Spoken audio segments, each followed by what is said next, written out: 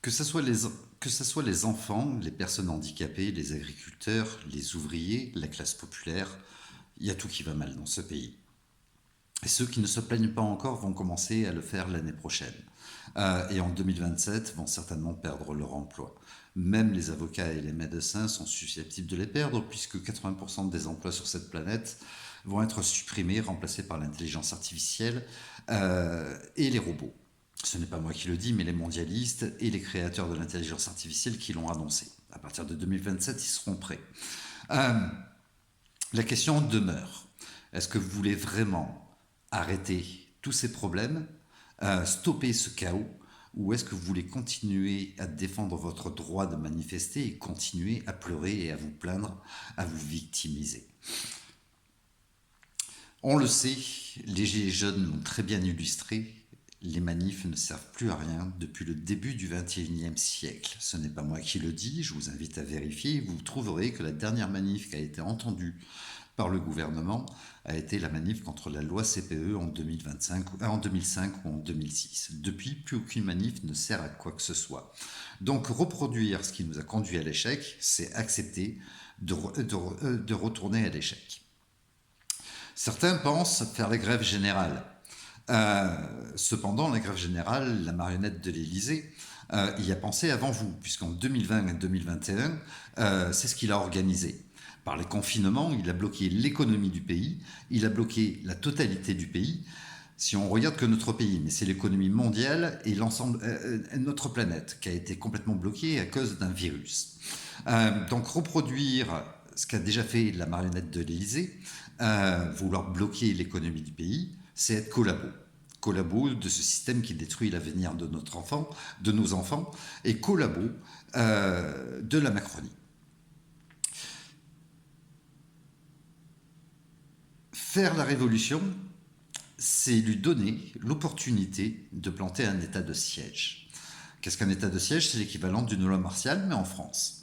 Ça veut dire l'armée en renfort de la police dans les rues, des couvre-feux illimités et surtout, la fin des élections. Ce qui permettrait à la marionnette de l'Élysée qui veut absolument rester, eh bien de rester éternelle mais sans limite.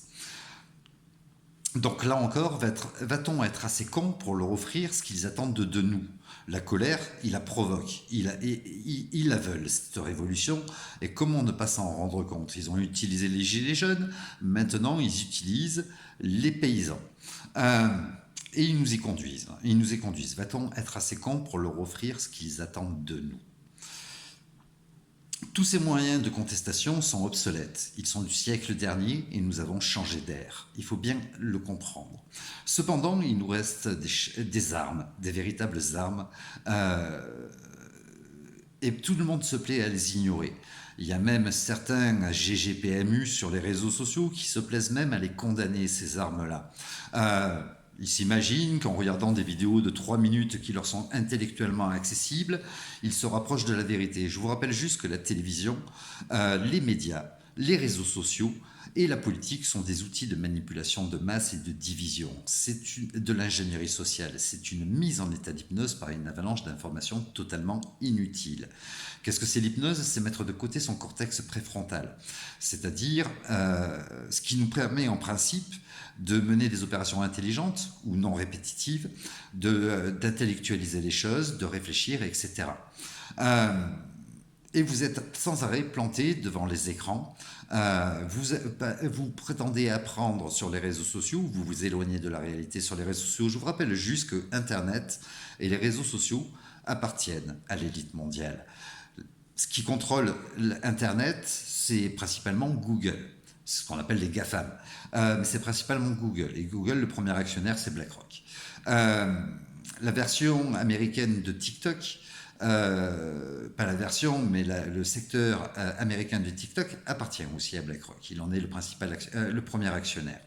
La version européenne, je ne sais pas à qui elle appartient, mais elle appartient de toute façon aux élites et ils en ont le parfait contrôle. Pour Facebook, le groupe Meta, c'est la même chose.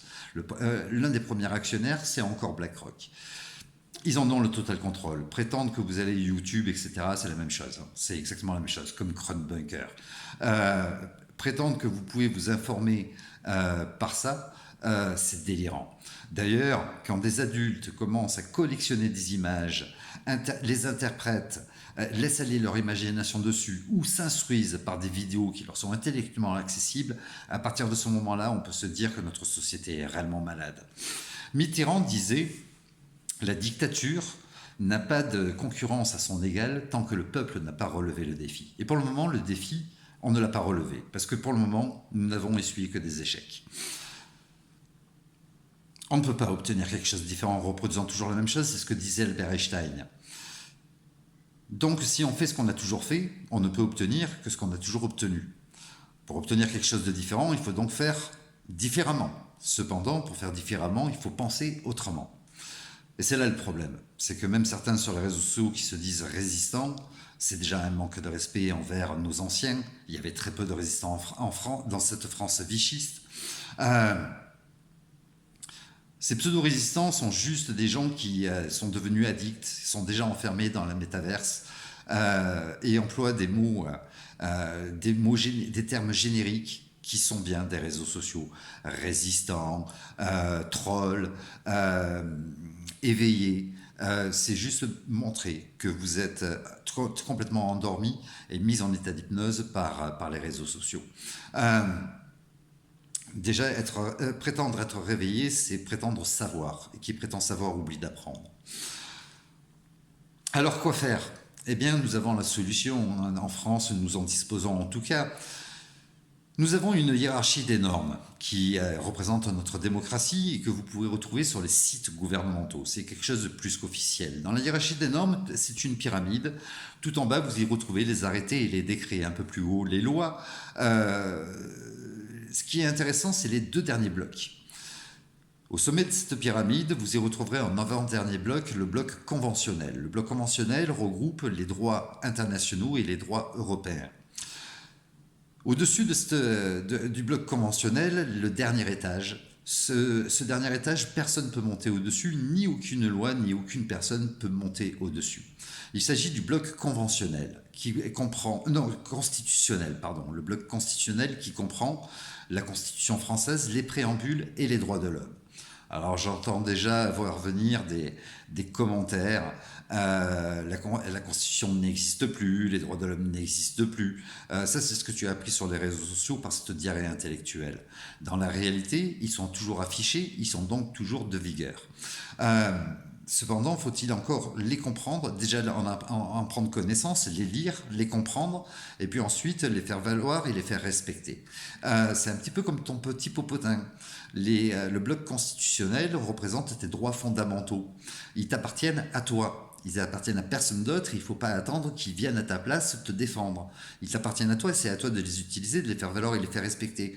C'est comme ton petit popotin, si tu ne le fais pas respecter, un jour ou l'autre, il y a quelqu'un qui va venir le cabosser. Et bien là, c'est la même chose. Les droits fondamentaux et nos droits fondamentaux, la Constitution française et principalement aussi les droits de l'homme, nos droits inaliénables et imprescriptibles, c'est à nous de les faire valoir et de les faire respecter, nous le peuple français. Et il n'y a rien qui peut monter au-dessus, même pas la police. Parce que dans leur code de déontologie, il est bien noté qu'ils doivent agir dans le plus strict respect des droits de l'homme. Pour en revenir à la Constitution définit le rôle de chacun.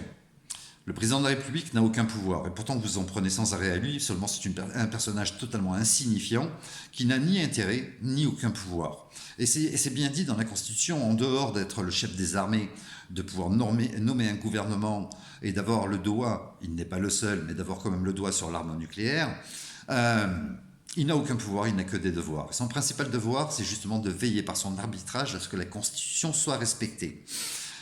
Ensuite, il y a le pouvoir exécutif. Le pouvoir exécutif, c'est le gouvernement. Ce sont donc les ministres qui, eux, sont chargés de mettre en place les lois et de les faire respecter.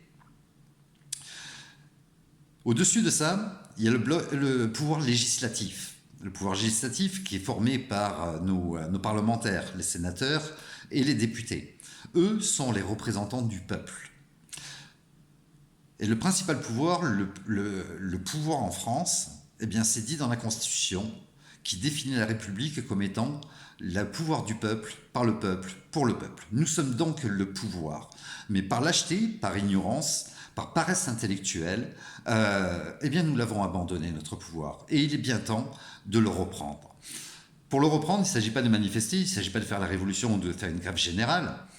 Pour le reprendre, il suffit juste d'aller voir nos sénateurs et députés qui vivent parmi nous. Ils sont beaucoup plus accessibles que la marionnette de l'Élysée, qui est l'une des personnes les plus protégées de cette planète et les plus volatiles.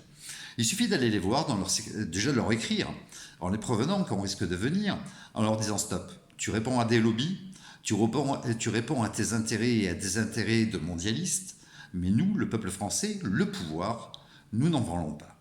Tu vas reprendre ton boulot et agir dans l'intérêt du peuple. Et nous sommes là pour t'en parler. Donc tu vas réformer l'aide sociale à l'enfance, la protection de l'enfance dans sa généralité.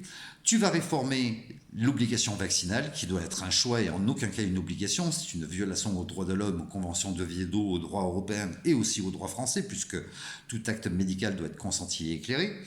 Tu vas réformer tout ce qui emmerde les agriculteurs, tu vas réformer tout ce qui emmerde le peuple. Et nous allons te dicter ce que nous voulons. Parce que tu dois agir dans l'intérêt du peuple et pas dans l'intérêt de certains lobbies. S'ils ne répondent pas à ce courrier, si dans les 15 jours ils n'ont rien fait, on ira les voir dans leur permanence, dans chaque circonscription, pour leur expliquer encore une fois qu'ils se doivent d'agir. Et là, après, on pourra leur empoisonner la vie et les pousser à faire les choses correctement, comme ils se doivent d'être faits. C'est comme ça que fonctionne la France, c'est comme ça que sont écrits nos droits inaliénables et imprescriptibles. Et si on utilise le bloc conventionnel, on ne peut qu'avoir quelque chose de positif. La remise en question est un exercice extrêmement périlleux pour le cerveau, mais il serait temps qu'on fasse l'effort de s'y mettre. C'est une rigueur. Nous devons absolument agir, mais pas agir comme on l'a fait jusqu'à présent, ce qui nous a conduit à l'échec, ou pas agir comme certains voudraient à aller à la révolution, ou faire une grève générale qui est juste une prise d'otage de nos semblables. C'est une aberration. La Macronie, elle se réjouit de ce que vous êtes en train de faire. Ça va en aucun cas les emmerder, ça emmerde juste le peuple en cette période de fête. La révolution, c'est être collabo de la Macronie et lui offrir la possibilité de mettre fin à nos droits fondamentaux et à toutes nos libertés.